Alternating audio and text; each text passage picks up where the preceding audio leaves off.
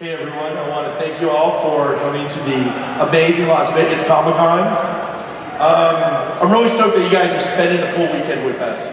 We have a lot of great events all throughout today. This is our first main panel.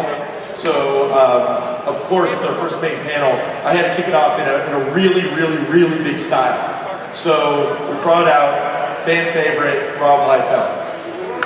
Yeah.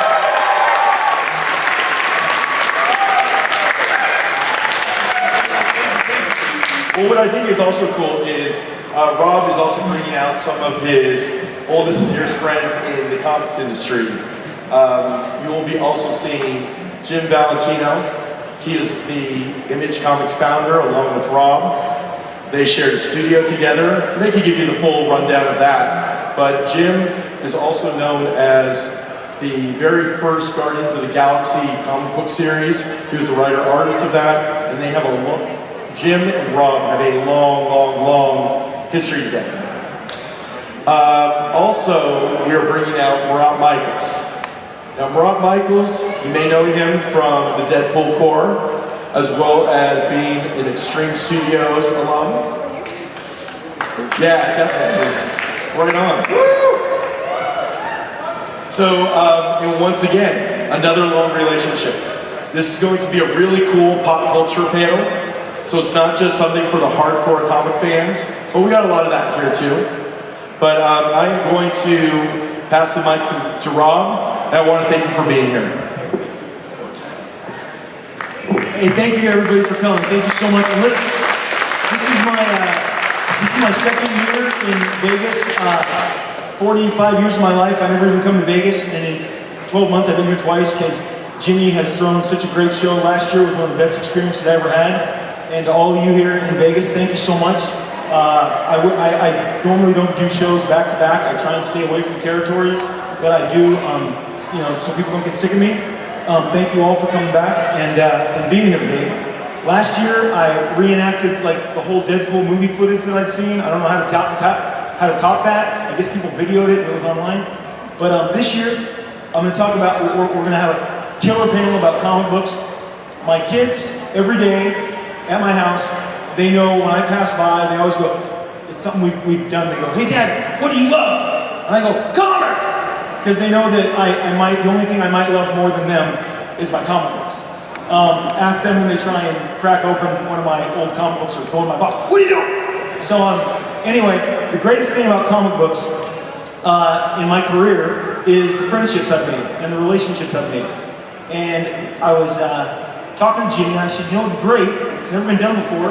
I'm entering my 27th year in comics, and I wanted to bring two guys who have meant a ton to me and share, the ideas and the comic books and the concepts that we experienced while we shared studio space together is fantastic. So first of all, I want to bring up my good friend and the longest tenured creator of Guardians of the Galaxy, and creator of Shadowhawk and Image founder, Shadowline president, Jim Valentino. Let's give him a round of applause.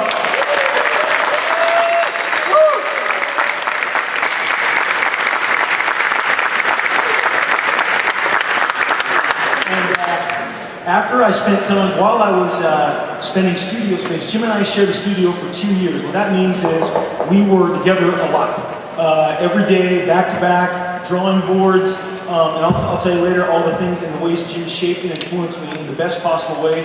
You're now going to be like my family who goes, but Dad, why does Jim Valentino mean so much to you? And then I bored them with these stories and they're like, it's too long, Dad. But then after I left Jim, I went and just had a solo studio, and there was a 16-year-old kid that I had met at a comic convention, much the way you're meeting people here.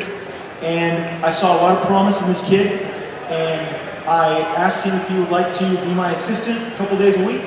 And that's turned into a 20-plus year career for him in comics. And I'd like to welcome up the artist of Brigade and Deadpool Corps, Marat Mychaels. Come on up.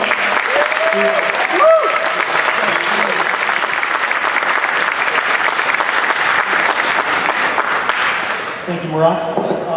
And Marat put his guns on Instagram this morning. He was in the gym and showed off his gigantic arms, which my kids walked into my room and said, Dad, you see Marat's at the gym already?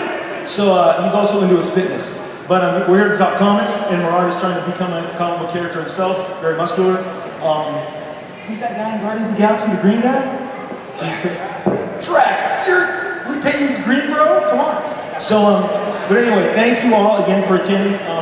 And here's the deal. When Jim and I shared a studio, and from the time Jim and I spent together and the time Marat and I spent together, Guardians of the Galaxy happened, New Mutants happened, Image happened, Brigade happened for Marat. Jim and I sent in a bunch of series proposals that almost happened at Marvel, which we can talk about, which there was one called The Young Avengers, which we came this close to getting, but the funny thing is, if we had gotten Young Avengers, he wouldn't do Guardians of the Galaxy and I wouldn't do New Mutants. And I tell him all the time, it would be a different landscape. Who knows, what would have happened had we gotten that gig, because those other two things definitely wouldn't have happened. But in the meantime, Jim and I, Jim did a bunch of, both of us, when I jumped to Marvel, it was, we hustled. We were hustlers. And those of you who bought those comics, we thank you, from issues of What If.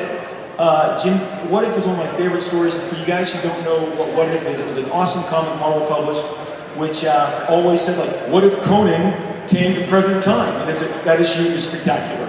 And you can imagine Arnold Schwarzenegger walking around New York City in 1984, and it's that kind of stuff. What if Spider-Man had been a member of the Fantastic Four?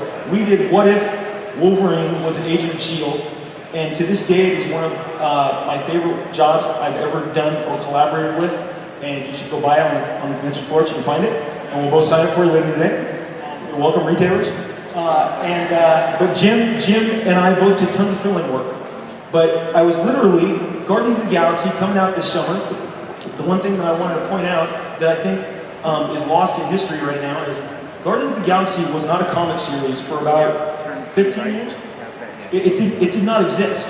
And how many straight issues of Guardians did you do? 26 plus an annual.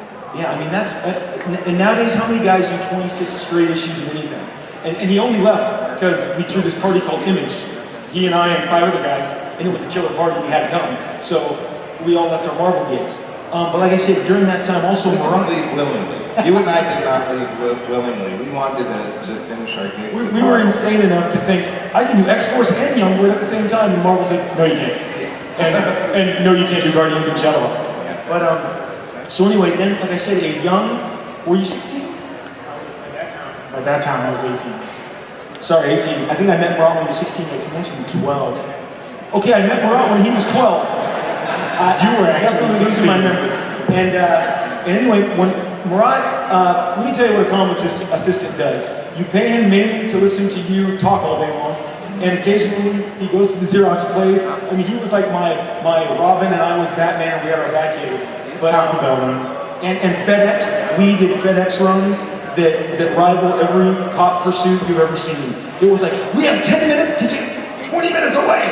Let's go! Anyway, great stories. But Marat was there when Deadpool was created, when New Mutants 98 happened, when, hey Marat, I'm thinking of leaving and going and doing my own thing.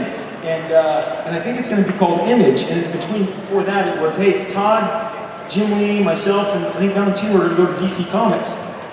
Another great story is how DC Comics thought it wouldn't be a good business move to have us come and do their books for them. True story. One of the great, Todd McFarlane was adamant, we shouldn't do this until we give DC a try. And I still have the message, the letter that said, we don't think this is a financially wise move for us to take you guys on. Because a Jim Lee Batman, which they've been pimping for 15 years now, wasn't a good time at the time. And a Todd McFarlane Batman and a Rob Liefeld Teen Titans. These are great stories that shaped comics history. But anyway, Jim, what happened? How did Guardians of the Galaxy come together? I had done a bunch of pitches for Marvel, and we were going up to Oakland to a convention where Tom DeFalco and Mark Greenwald were at. And I was looking through the Marvel Universe handbooks, for characters that nobody else was messing with. And I came across the Guardians of the Galaxy, and called up Rob and go, hey, remember the Guardians of the Galaxy? He goes, yeah, they were cool. I was like, but they didn't have a story. I was like, okay, they didn't have a story. So I thought about it. One night I woke up in the middle of the night, went to the bathroom, and it hit me that I should do them in the 31st century, do the Marvel Universe in the 31st century, who survived, who didn't survive, how things have changed, how things are the same, that kind of stuff. And that was the whole impetus. Kid you not, I'll put it online on Monday. I'll go home and get it out of my drawer. One of my Marvel samples before I got hired was, I only did one page, but it's got like 10 panels because, again, another legend in the other room, George Perez. I thought, I can be George Perez if I also draw 10 panels on this page. It's the Guardians of the Galaxy. The same team that Jim ended up doing because, again, I was like, I'll show them how cool this looks. But I mean, it was something, they were a great team that no one had tapped. And again, back then, I'm going to tell you, Marvel didn't always approve things. They didn't approve X-Force the first time. When, in the middle of New Mutants, I made a proposal for X-Force, denied, turned down, not a good idea. 3 months later, Rob, we've been thinking about that. What they were really looking at was the sales figures. Rob, we've been thinking about that now with these fresh sales figures, and we think X-Force would be fantastic. But first time, denied. And it was like, Rob, sorry, the committee met, and that's not a good idea. So the fact that Jim Valentino said, hey, we should, do Guardians of the Galaxy, and I know I've only drawn 4 comics for you, but I can do this whole series, and I can write and draw it. Again, I was there. We were in the same studio. That happened. It was so exciting. And again, to see the movie now, and see the trailer, and this morning, because I am online too much, and I saw that the president of Marvel was talking about Guardians of the Galaxy. So I clicked on the link, and he said, it's on, I think, film.com, something like that, or Cinema Blend, and Kevin Feige from Marvel said, look, there was a Marvel team in the 70s, then we brought them back in the 80s, and then this team that's on film, we put together about 6-7 years ago. But the bottom line is, there's a lot of Guardians of the Galaxy stories to tell from the 70s to now. And I don't know if Jim knows that Yondu, who's a major character in Jim's series, is a pretty big character in the Guardians of the Galaxy movie. I read the script, and I've read people's reviews of it, and so I know that one of the characters in Jim's series is a major character in the movie, played by the guy from Walking Dead. Michael Rooker is playing Yondu. So again, they're already throwing tethers to the past, and I think it's only a matter of time until they exploit the whole thing. Hey, Marat, what was the first job you worked on again as assistant? New Mutants 92. It's 92. What was going on in that book? Is that like the Extinction Agent? No, it was right before the Extinction Agent. Okay. It was Cable versus Wolverine. Okay, Cable. 92. So yeah, Marat would come down and we would just talk comics and bounce ideas off each other, and I knew Marat wanted to draw comics and he had his own samples. And like I said, when Image Comics was born, when Youngblood was launched, again, the great thing about history and numbers that they don't lie, you can go back and there wasn't a lot of blood anything, like something blood. And so I announced Youngblood. And Youngblood sold 1 million copies. Very fortunate, thank you, that wasn't the plan. It was just, I gotta do my own thing. And I had already been on New Mutants for almost 3 years, so I decided I'm gonna try and do this. And like Jim said, they're like, we don't want you guys hanging out anymore. I actually did a Wizard cover that had Shaft from Youngblood with Cable, and they almost sued the Wizard for running it. So things went sour bad. But then they got, Marvel and I, we're on and off. We're like, we break up and get back together every couple years. But the thing is, with the time that we were doing Image and X-Force was ending and I did Youngblood, well suddenly Youngblood's a hit, and Marvel and DC both that summer. Youngblood comes out late March. Immediately 30 days later, Marvel's summer annual event, which is 20 books, is called, I think, New Blood, original, and DC is called Blood Ties. And I sat back, literally, you gotta understand, I'm 23 years old, and I'm cracking myself up. I'm like, they want to bury me right now. And I have been in DC meetings. DC Zero Hour, which happened in the mid-90s, happened because Bob Wayne, head of the direct sales market at DC, hated that Zero issues were being launched at such high numbers, and Dark Horse and Image and Valiant were using Zero issues. So he's like, let's do a whole bunch of Zeros and make them not special. This happens, people. This is not me making this up. This happens. No, they killed Superman. Yeah. They killed Superman because of Image. And so Blood Ties and New Blood were coming out, and I'm like, oh my gosh, I gotta get all my characters out now because they're gonna crush me. So this company may only be out for 4 months, Cut to 20 years later, Rich has been around. But, and so I said, Marat, I've got to do a second book. Can you draw it? And I said yes. and guys, then Brigade sold 1 million copies. And again, you're just sitting back going, it was a great time. All of you were on board, and we just thank you so much. To this day, you know, those memories are so vivid. And, you know, Jim with Shadowhawk, and I get these comics in front of me, you know, all weekend. Shadowhawks, Youngblood 2 with Shadowhawk, all the Youngblood books. But those were just fantastic times. And like I said, between, you know, between all of us, I'm real big on comics legacy. And as you get older, and as the companies have created less and less new stuff, we're the product of new stuff. We were like the last generation for the companies to create, you know, the Cables, the Deadpools. Some of you who are into Guardians of the Galaxy and maybe watch Game of Thrones, I'm gonna make this connection real quick. Jim's first storyline in Guardians of the Galaxy had this awesome, when he told me my mouth was full. He said, oh, one of the villains they're gonna face, Tony Stark sends his armor up in a ship. I'm gonna bungle it. I'm gonna get some of this right. And it gets lost in time.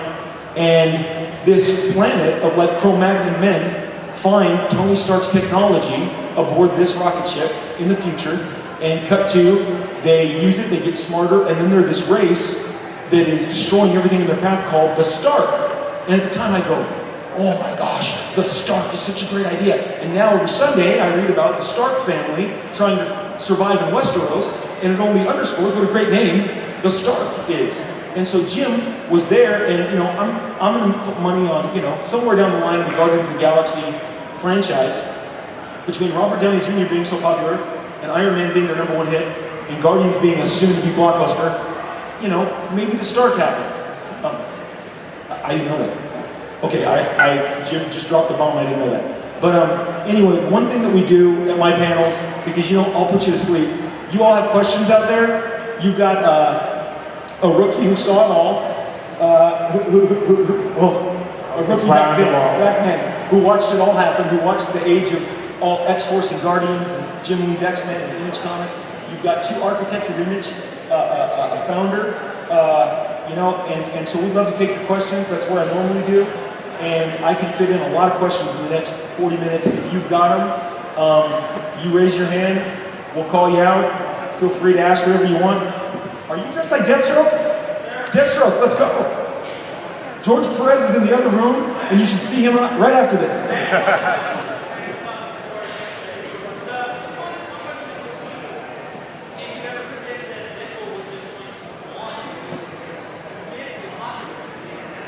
No, I never predicted, Cable was the first creation Marvel let me run with.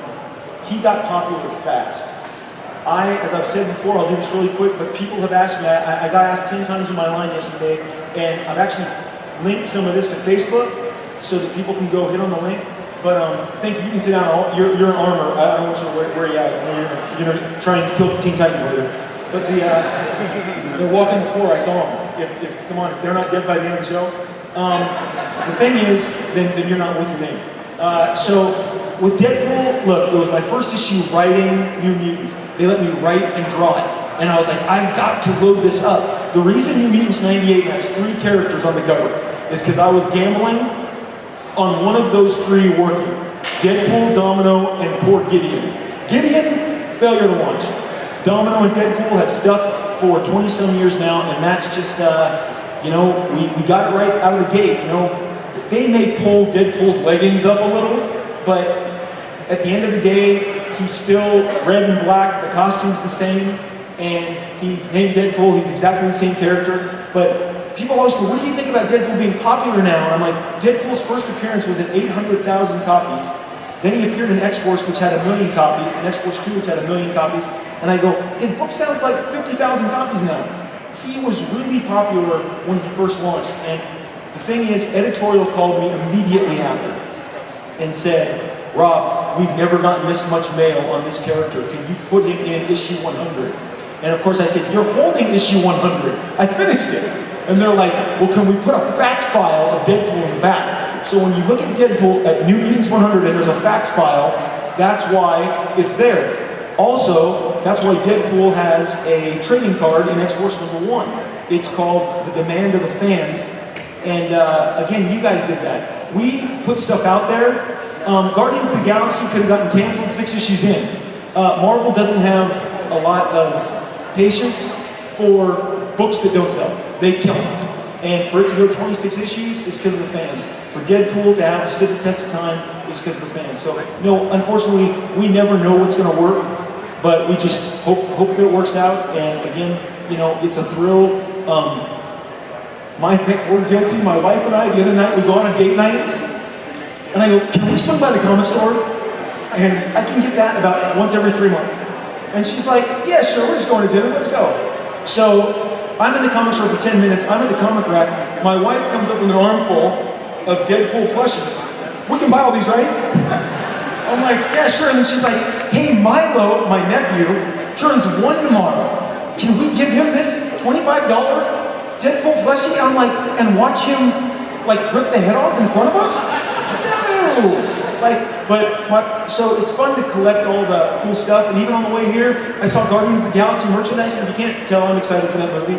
I mean, I was like, must not stop for Rocket Raccoon. Have to go to panel. I'm easily swayed. Merchandise, licensing, and honestly, that's what's keeping this stuff, you know, booming. I mean, I think there have been like 30 cable action figures and 10 Deadpools in the last 20 years, and that's a thrill. You know, but you can't predict that. So, okay, more questions. Thanos.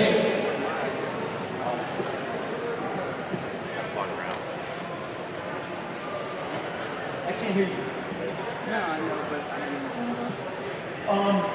Okay, I might have read a script, and so my Dreamcast for X-Force would be Cable, Shatterstar, Warpath, Feral, Deadpool, Domino, Archangel. That's good. Oh, the actors.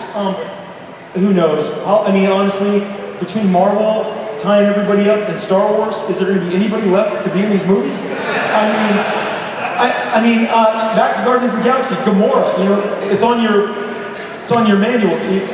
Yeah, I'm like, she has Avatar. That actress Zoe Saldana, is that her name? She has Avatar, Star Trek, and Guardian. She's set. You know, I don't think she's taken many more offers. Similarly, you know, honestly, Cable, I'm all over the place. Did you see I put on Instagram John Hamm, look at my Cable? I kind of have a man crush on John Hamm, so you put a robot arm on him and a scar, and I'm sold. But there's also a version of that movie that Liam Neeson is Cable, you know, and there's a version, I mean, not my version. I mean, I know he opens movies, you know? Liam Neeson opens movies bigger than Tom Cruise nowadays. And that's how studios think. And again, I do a lot of studio business, options on movies and development of scripts. And so I sit there and this one guy wrote online, Marvel, Disney, they're heat-seeking missiles. If you had a good movie last week and opened, they're after you. So it's ever-changing, you know, but thank you, Thanos. All the way over there, Deadpool, yes. Great costume. Can you yell? Oh, no, absolutely. I'm letting Youngblood cool for a little while now. I just don't feel, there are some properties that people just, I think if you don't have the right creative team, you shouldn't try and put the book out. And as the guy who owns the property, I have that, you know, ability. So when the right team comes along, I'm all for it. But for right now, I'm letting it cool. But thank you. And, yes, sir.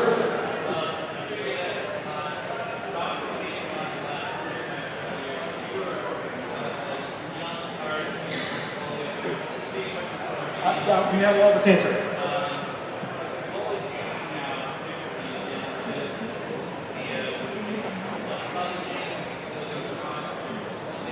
Okay, the question is, 20-some years later, given the state of the industry now, how would I approach breaking into the industry differently than I did then? And I think that's a great question, and I think all three of us are going to shoot. Marat, you're going to go first, because it is a different world. Well, yeah, like Rob said, it's a different world with social media. You can befriend editors and build a rapport with them outside of the comic conventions. So we have, you know, Twitter and Facebook where you can interact.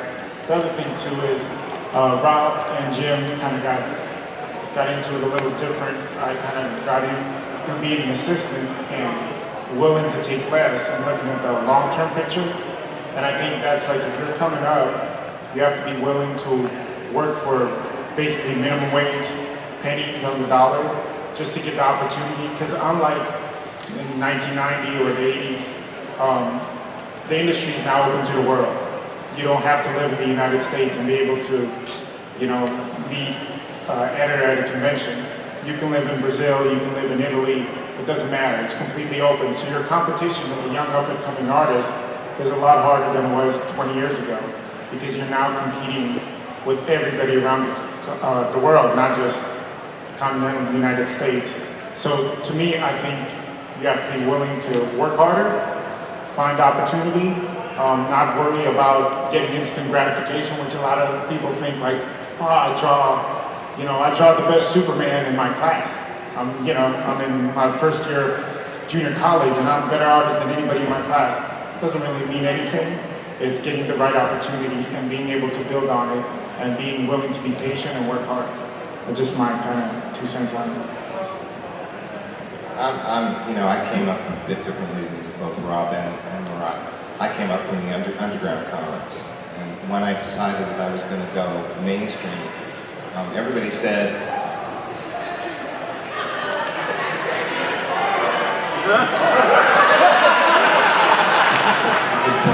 Better earphone than mine, you know that.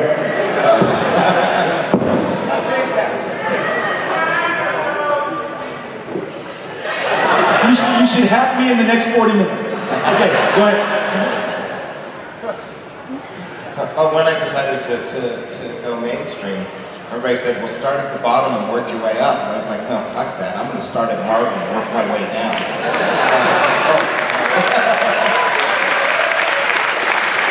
Oh, you've heard it before, you've all got dads. Jeez. I love Jim. This is why I was with him for so long. So I would do the same thing. What I did was I did 5 pages a week for about a year. And every editor that I could, every week. Boom, boom, boom. And I showed them that I could not only make a deadline, I could beat a deadline. And for the couple of years, however many it was that I worked at Marvel, I did basically 2 books a month the entire time. And that's writing and drawing them. So, it's like work. This is not a business for anybody who's lazy. This is not a business for anyone who isn't a self-starter. You're dooming yourself if you think that it is. And I've seen a lot of guys who have had the brass rings in their hands completely lose it because they got full of themselves, they decided they weren't going to do their book, it was more important to go to conventions and stuff like that, and goof off. And you can't do that because deadlines are never, ever ending. That's something anyone who's working comics will tell you. You know, it's funny, it brings to mind, I always hear, because I'm sure some of you out there are like, well, I'm a writer, I address writers. I'm going to address writers with this.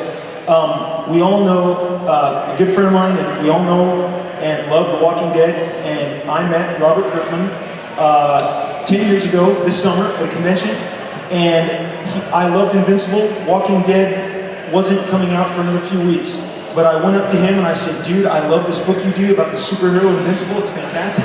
And Robert was like, oh my gosh, I love Youngblood, I love Brigade, and he wasn't kidding. He has a trap mind. I mean, he's got all the extreme stuff down in every last detail. So Robert and I then spent the next 3 years together. I mean, 3 days, 3 years together. Okay, sorry, Robert. 3 days in Chicago, movies, meals, hanging out, and he told me, because Robert doesn't draw, about Walking Dead and how he finally convinced Jim Valentino. The Walking Dead exists because this man greenlit it. He was the publisher of Image Comics.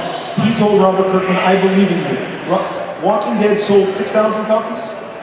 And, today is a mega million blockbuster, and Robert is the coolest guy. He's still the same guy I met 10 years ago, but he hired his own artists, and he told those artists, whether it's Invincible or Battle Pope or whatever he did, he said, look, here's the deal going in.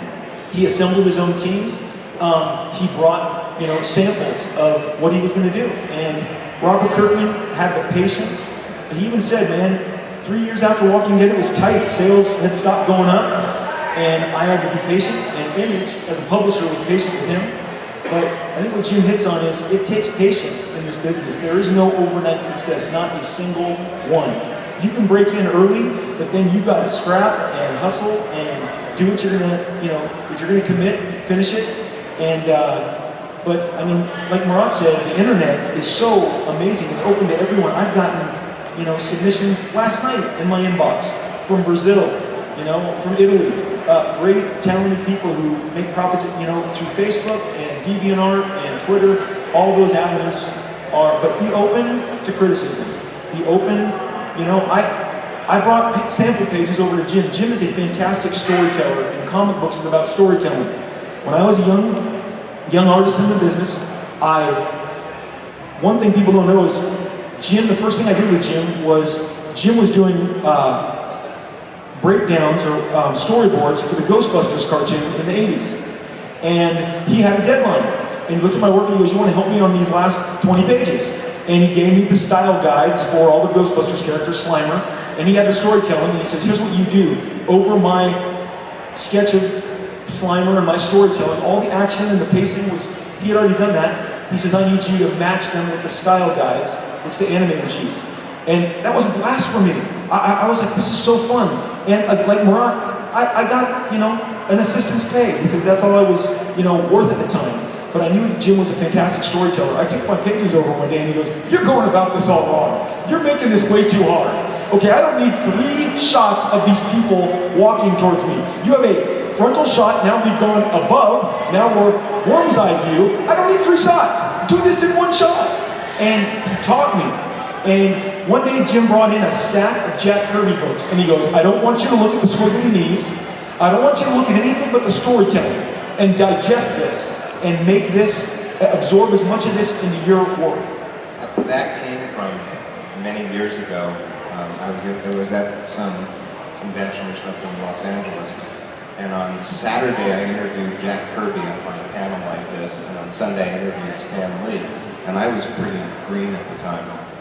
And I asked Jack on the panel how many pages he did a week, and he told me he did 17 pages a week. And there was a bunch of artists in the audience, Mark Silvestri and Art Adams and a bunch of other guys who were just starting their careers. And they all gasped, And then he said, but that didn't count layouts and covers and stuff like that. And then everybody in the audience kind of fainted. And I go, how do you do that? I said, most people can't do 17 pages in a month. And he looked at me and he said, I've learned what not to draw. And all the artists in the audience went, huh? God had spoken. So that's what I passed on to him. That's what I told my kids. I said, Jim Valentino taught me how to tell a story. And hopefully, when Marat was under me, I passed some of that knowledge on. Storytelling, I had some great friends that I made earlier in business. One guy named Mike Zeck, who is famous for drawing the best Punisher that ever was drawn in comics. He said, Rob, most people don't understand that when they finish a book and they like it, it was because of the storytelling and the way your eye was guided through the page. It's the most subtle thing that can occur, but it's placement of panels, movement of figures, that's all part of storytelling. And Jim was crucial, and once I got it, wow! I was like, oh, the secret formula has been revealed! And because again, I was like, George Perez does 10 panels, I'm doing 10 panels. And that's George's thing. He had also perfected that. He was in comics a long time, and I was a young rookie going, I can do this. So anyway, hopefully that gives you some idea of the entire, because a lot of you, a lot of people here want to be in the business. I know for a fact, I see them after the show, and you should take this to heart. We take our time to give you these answers for a reason. Anybody got another question? Oh, is there, right there, with your hand up, boy. Yes, you, yes. Stand up and yell.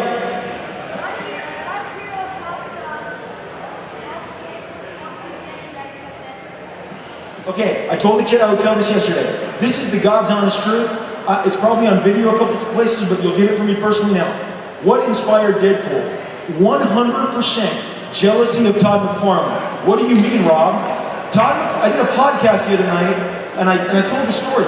When I met Todd McFarlane, he walked up to us, and for those of you who don't know Todd McFarlane, Spawn, greatest Spider-Man artist, fantastic. He walks up to me at the comic convention, I think in 1988 or 89, and I'm with another guy named Eric Larson. All together, along with Jim and others, we would form Image Comics a few years later. Eric Larson and I are walking around the floor. I had met Eric a year before. Todd McFarlane comes up, and I see that it says Todd McFarlane. I didn't know what Todd McFarlane looked like, so I'm meeting him for the first time. And he goes, Rob Liefeld, Eric Larson, the L-Boys. I meet the L-Boys. Again, never heard the L-Boys anywhere since or before. And he goes, now I gotta meet Lee and Lim. All Marvel is hiring is boys with L. Ron Lim, Rob Liefeld, Eric Larson, and Jim Lee. And he goes, I got stuck with the M. And I was like, this guy's fantastic. And another guy, so we literally then walked the floor of San Diego for the next 2 hours, and I'm just jerking him in. But then we go across the street, we have dinner, me and Larson and Todd, then we go to the hotel where Todd's staying. But the most important thing was the taunting that started in the elevator. I still remember we get in the elevator, he's like, he gets up next to me. So, you're laboring over those drawings. Todd had been in the business for about 5 years by this time. You're laboring over those drawings, those figures, and trying to line up the eyes on the faces. And you know what I'm doing? I'm putting detail in the backgrounds while you're figuring it out. And I'm putting bricks, and I'm like, this guy's insane. And so then we get up to the hotel room, and he can't stop taunting, like, oh, I bet you're doing this, and I'm doing this.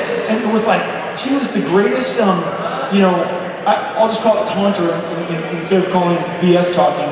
But, and I was like, this continued over the years, so he picked me up. We talk on the phone all the time, and one time he says, what are you doing drawing all those teen books? What's wrong with you? I see you're drawing like 6 people in a panel. Are you crazy? He goes, I gotta meet a deadline. I do a big Spider-Man face. I do a big oval eye. I blacken it in. It's off. Deadline met. And I go, this guy is right.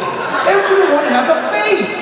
I got Cable and his nose and his eyes and Boom Boom and Sunspot and Campbell. So I said, you know what?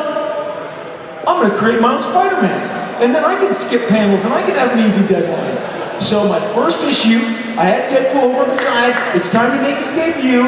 And Deadpool's got big black eyes and a big red face. And I'm like, eat that, McFarlane. And he's red and he's black. And this made Todd like 6 years ago, so he's like, that Deadpool guy really took off for you, huh? And I'm like, thank you, Chief, because if you were making me feel crappy all the time, no, it was a great, it's like the Kirby thing. Todd was like, Bud, my easiest day is when Spider-Man and Mysterio are gonna have a fight. So I figured masked characters are fantastic. Now, here's the deal. He couldn't be Spider-Man. He couldn't have web shooters, so I said, what's better than Spider-Man? Because his body was not as buff as Cable. I made him leap more agile. And I said, and I was there, and I said, what's better than Spider-Man is Spider-Man with guns and katanas. And like I said, you know, some guy, I put a picture up last night on Instagram, and the guy goes, you and your swords on the back, Liefeld. And I'm like, yeah, I'm never laying off that. Every character I create has to have a sword somewhere. And now, I mean, it's everywhere in pop culture. Everybody has a sword in the back. But anyway, so that is your answer about Deadpool, and hope you enjoyed it. We have more questions? Yes, right there. Okay, it went down all the way in the back. Oh, no, go ahead. This is for Jim. I have 2 questions. So the first one, is Jim going to be having a signing at all, right, of any kind? Yeah, that is true. Yes,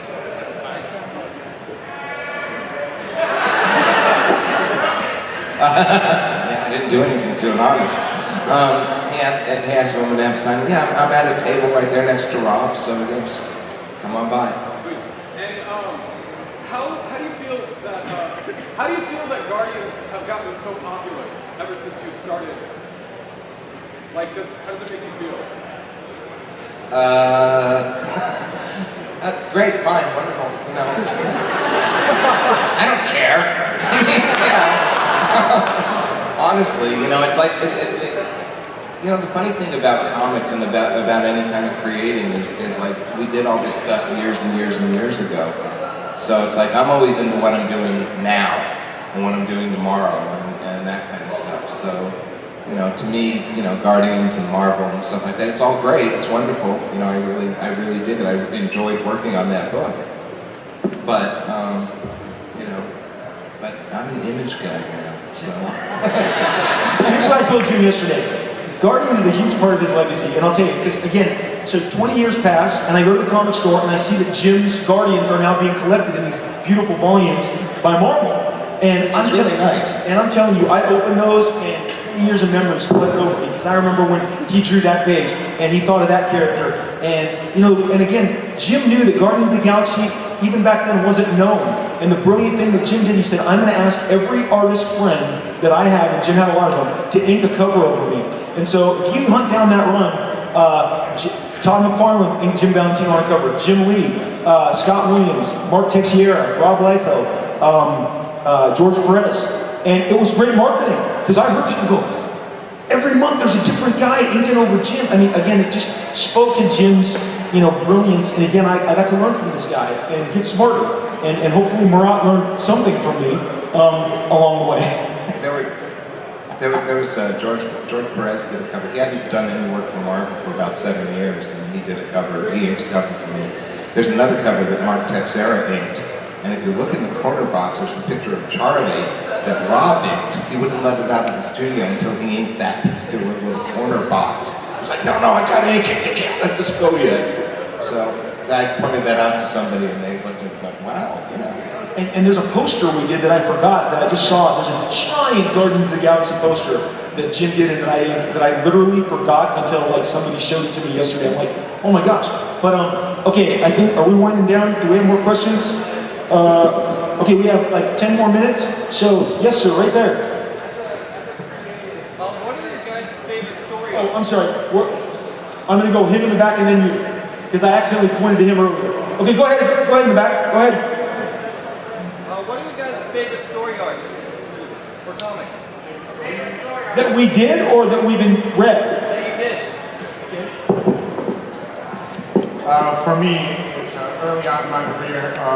There was another book at Extreme called Bloodstrike, and we did a story called Blood Brothers, and that was pretty awesome because it was the whole early Extreme days were amazing because literally Rob would go, just here's kind of something I want in the book and go draw something cool, and then I would like bring him layouts and he'd go, yes, take that out, yes, and come back with finished pages, and I'll tell you those are good. And so it was awesome. Blood Brothers was great. It was fun. It was the greatest part about being at Extreme, and you can see it in all those early image books. Just the passion and energy on the pages. Everybody loved what we were doing. There wasn't a lot of overwhelming editorial. It was just a bunch of guys doing exactly what they wanted to do, and that's do cool comics, and only doing them for the fans. That was the coolest part. It was for the people, and the people reacted, and they loved them, and they told it to us in letters, and at conventions, at every store appearance. It was just an amazing time. So if you don't have those, go find them. They're probably in the quarter bins now, so they're cheap, and they're good for you. Get them. For me, my favorite story arc was probably Normal Man. That was probably it. I prefer doing funny books to doing superheroes, but that was me. Jim did a book called Normal Man. That's where I first met him, met his work. And it's about, if you haven't heard it, he gave a copy to my son. My son came out of his room this morning and said, okay, Dad, there's this guy, and he gets sent to a planet where everyone is a superhero and he's not, and it's the reverse of Superman. I said, I know, it's genius. And he goes, and there's this guy called Captain Everything that's going to show him the ropes. And if you have never read Normal Man, it is a genius piece of work. And eventually we'll see it on the big screen or television or whatever, I'm convinced. But it's genius. For me, wow. You know, I've just had a great... it's hard to pick favorites. Probably my favorite story arc is Youngblood 1 through 10. I need to collect issues 6, 7, 8, 9, and 10. Issues 1 through 3 and 5 are collected now, but 6 through 10 are probably the best. Was when I was clicking, I mean, I just felt that everything was coming together, and it's out of print, so I need to get that in print, because that's bad to give an answer to something that you're not going to be able to find. It's available in singles. But the one thing, like, the best thing that ever happened to us in comics was forming Image Comics. And again, you guys rose up, you supported the books, you know, I mean, we couldn't, you want to know about, when you asked me about Deadpool, did we anticipate? We all did the numbers, like, what is the lowest number that we can survive on, because we just wanted to do our own thing. Other people have said, those Image guys, they left Marvel because they knew they were going to make millions. That's just flat out wrong. My dad was like, son, you're leaving so much behind at Marvel. I said, I know, Dad, but, and it was awesome. I hope I have the same concern for my son when he wants to do something risky, because Image was a risk. But in its 4th month, with 8 comic books, Marvel and DC now do 60 a month each. With 8 comics, we were the #2 comics publisher in August of 1992. Now, many of you weren't born then, so you couldn't feel the rumble that sent through the comics industry, but DC killed Superman 4 months later because they're like, we're getting left behind by these punks. And they absolutely got together and said, we have to get in the game, we have to have a giant event. And I've always told you, Image Comics 100% killed Superman. We later broke Batman's back. It was a race to keep up with us because the fun we were having was contagious, and it caught on with everybody. Not everybody. A lot of people. And most people I know. But like I said, those are the highlights of just a fun, you know, an amazing career. Like I said, very fortunate to still have all these years later. And Marat recently did a run on Deadpool Corps after I left. It was fantastic. That is in collected form that you should check out. But anyway, let me see. You had the last question right here.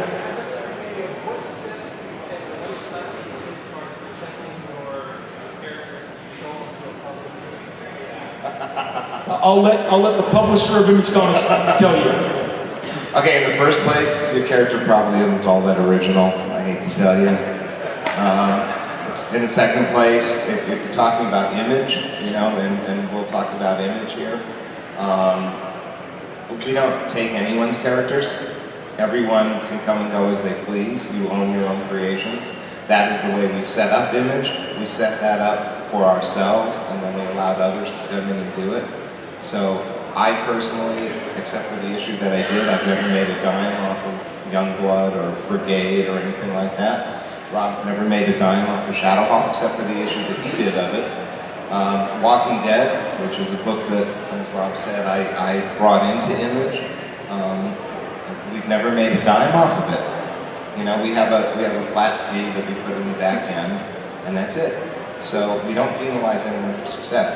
The thing is you don't need to, you can't, let me tell you real quickly what the difference is between a trademark and a copyright and what they mean, okay? Because nobody seems to understand this. If somebody tells you that you can have the copyright but they're going to keep the trademark, tell them to jump off the nearest bridge. If they tell you the reverse, tell them, you know, go play in the freeway, go play in traffic. Do not ever take that deal, okay? A copyright means basically the right to copy. So whatever it is that you've produced, you have the right to copy it. That's what a copyright means. A trademark, a mark, is the logo under which you do business. So a trademark means the mark that you conduct business with, a trademark. They're both self-explanatory. You need to own both of them, but you can't own either one of them until you publish something. So, when somebody comes up to me and says, well, I trademarked this, I'm like, yeah, right. You have no clue what trademark means. You have to be in interstate commerce in order to get a trademark. You have to apply for one of these things. At any rate, how do you protect your ideas? Who's going to steal your idea, really? You know? Think about it. This is some great advice, and I'm going to tell you right now, you sports fans, NFL fans, you know, the Washington Redskins, somehow the government took away their trademark, and here's the deal. I've watched ESPN nonstop for the last 72 hours. No one can agree what that means. That no one, all these high-grade lawyers, well, let me tell you, Stu, I think that this means this for the, no one knows. No one understands. Like, I would not send Marvel or DC your original creations. Can I recommend you not do that? Send them drawings of Spider-Man. That's all they're interested in. they want to see how you draw their characters, or Hulk, or the Avengers, not just Spider-Man. Same with DC. Image, you know, I know that Jim and Eric Stevenson have hired guys from male samples, but they have to be outstanding. Just because your mom, or your girlfriend, or your best friend, who likes to come over and watch a big plasma screen, tells you that they're great, doesn't mean you're getting a publicist. But I think, you know, we have actually time for one more question. So, oh, this guy. Okay, I didn't get this side of the room. I'm going you. What's up with Troll? Troll is a little-known character I created, and nothing is going on with him. I'm so sorry. But so that means we have one more question, and you right there.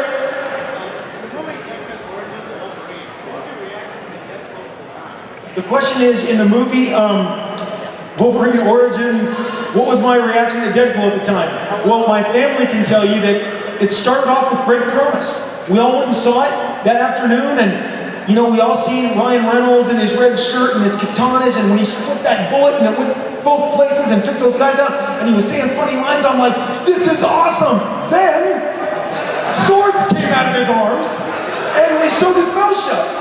Let me tell you what happened, is I got a call from the producer of the X-Men who said, Rob, we made a big mistake, and we'd like to meet with you. Marat knows this, because he drove with me to the meeting and sat in the car for an hour and a half. I was paying him at the time, I paid him, and I came down to the meeting because they said, Rob, help us find the Deadpool movie and show, you know, we want to get it right this time. And I'm telling you, the screenplay that was written, I can see my input from that meeting in that screenplay. It is way better than I ever possibly imagined. Let me end with this. The reason Deadpool hasn't happened yet is X-Men Days of Future Past, which I love, I think it's outstanding, is already about $300 million over the most successful X-Men movie ever. So they have a mega hit on their hands. That is resetting the clock. If I was a betting man, that's pushed everything back by 2 or 3 years. In our lifetime, before I'm 50, which gives me 5 years, I can see Deadpool on screen. Post 50, I'm not responsible for what I do. I may be, you know, that guy driving away from the Fox lot and the cops are after me and I don't know what I did. So I've got 5 more years before I go bonkers crazy. But they are sincere, and I think X-Men Days of Future Past showed they are sincere about appeasing all of us with better X-Men quality. So, thank you all for coming. We are all, thank you. Jim, Marat, and myself are all in the same row in Artist Alley. So please come find us, and we'd love to see you. I have another panel tomorrow. We'll tackle social media and all sorts of crazy stuff, and you can ask me more weird questions. Thank you, Jim and Marat.